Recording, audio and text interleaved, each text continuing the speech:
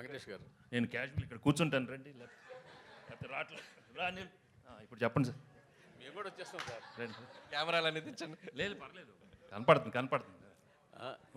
IT rate బ్యాక్డ్రాప్లో ఇండస్ట్రీలో IT rate బ్యాక్డ్రాప్లో సినిమానా? కాదు సార్, ఐటీ రేట్ల బ్యాక్డ్రాప్లో కొంతమంది నిర్మాతలతో మాట్లాడుతుంటే పెద్ద నిర్మాతలు ఒక సీరియస్ పాయింట్ చెప్పారు. హీరోలు కనుక మొత్తం వైట్ తీసుకుంటే ఏ నిర్మాత బ్లాక్ చేయాల్సిన అవసరం లేదు అనే స్టేట్మెంట్ చాలా పెద్ద నిర్మాతల నుంచి వచ్చింది నా దగ్గరికి. హీరోలు బ్లాక్ తీసుకోకపోతే మేము ఇంకెవరికి బ్లాక్ ఇవ్వాల్సిన పని లేదు. ఇండస్ట్రీలో ఒక టెక్నీషియన్ కానీ ఒక వర్క్ కానీ దేనికి కానీ ఇవ్వాల్సిన పని లేదు. ఓన్లీ ఫర్ హీరోల కోసమే మేము బ్లాక్ ఇవ్వాల్సి వస్తుంది. ఆ బ్లాక్ ఇచ్చిన దానికి కూడా మేము బ్లాక్లో ఇంట్రెస్ట్ కట్టాల్సి వస్తుందని ఒక పెద్ద 2-3 నిర్మాతలు కనిపిస్తుంది. సో దీని మీ ఒపీనియన్ ఏంటి? నేను మిగతా ఒపీనియన్ నాకు తెలియదు కదా, నేను ఫుల్ వైట్ అయిపోయింది. వెంకటేష్ బాబు వైట్లో వైట్ తీసుకునేది ఇంతే, నేను ఎక్కువ లేదు. ఇన్ఫ్యాక్ట్ ఎక్కువ తీసుకునేది వైట్. అది ఆఫీస్లో తీసుకుంటారు. ఇప్పుడు డైలీ ఏదో తీసుకుంటాను, ఇది ఫర్ ఎక్స్పెన్సెస్. చాలా సింపుల్ అనమాట. Venkatesh garu, hi. Here. Sir, here. Hi, sir. So this is Prakyat from Gulday.com. So మీరు ఇన్ని ఇయర్స్ కెరీర్లో చూడని హిట్స్ లేవు అండ్ ఆబ్వియస్లీ ఫ్యాన్స్కి చాలా హై ఇచ్చారు. But this hit feels personal to lot of your fans because ఒక clean blockbuster and after lot of last few years was little dull for you. So what was the response for your fans? I'm really అట్లా very happy. ఎందుకంటే పాపం నాకన్నా నేను I think differently, but I'm really happy my fans after so long they got a very big hit. వాళ్ళకి కూడా you know they can really go around telling it's double triple black busters.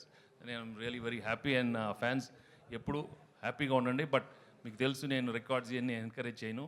But be happy what you got, వచ్చింది తీసుకోండి అంతే. Okay, thank you so much. Venkatesh Babu ఇప్పుడు regular గా ప్రతి hero కూడా pan India సినిమాకి వెళ్ళాలని, పాన్ ఇండియా సినిమా చేయాలని, ఆ రికార్డ్స్ కొట్టాలని ఆ ఇదిలో ఉన్నప్పుడు ఇప్పుడు తెలుగులో ఇప్పటికి మీరు ఇప్పుడు పోస్టర్లో వేసిన ప్రకారం 230. అయితే ఇదే సినిమా పాన్ ఇండియా అయితే 2300 కోట్లు కలెక్ట్ చేసేది కదా.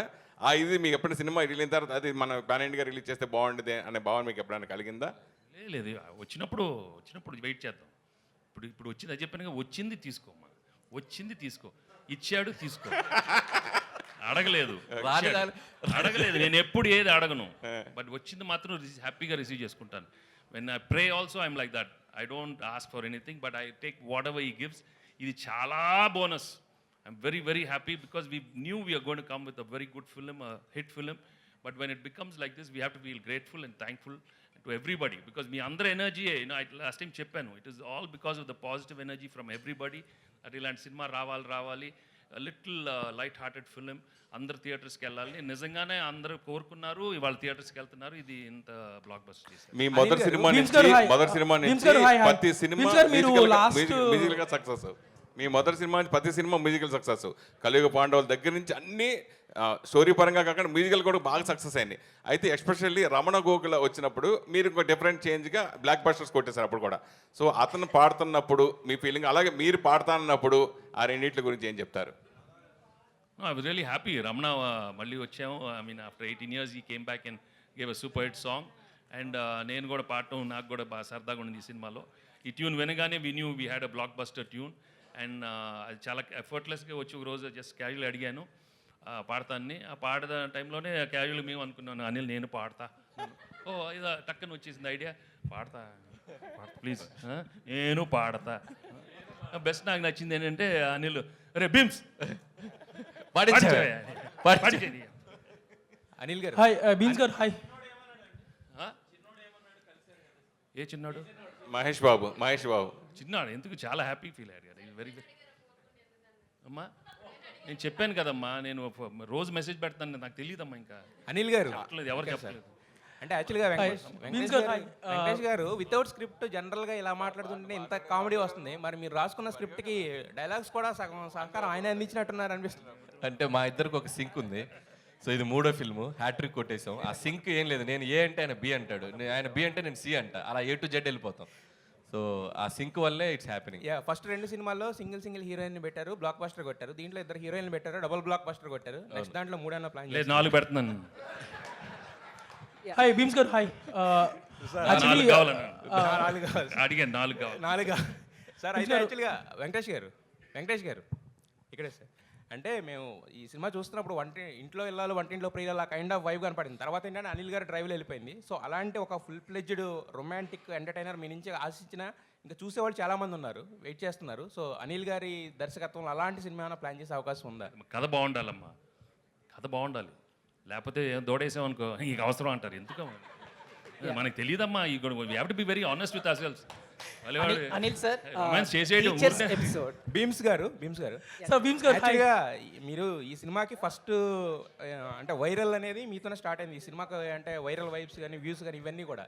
బట్ ఈ సినిమాని ప్రమోట్ చేసే బాధ్యత వెంకటేష్ గారు అనిల్ గారు ఎంతైతే తీసుకున్నారో మిమ్మల్ని ప్రమోట్ చేసే బాధ్యత అనిల్ గారు అంతకన్నా ఎక్కువ తీసుకోవాల్సి వచ్చింది. ఆ ప్రమోషన్స్ అనే దానికి మీరేంది అంటే మీరు సెల్ఫ్ ప్రమోషన్ కూడా మీరు దూరమా?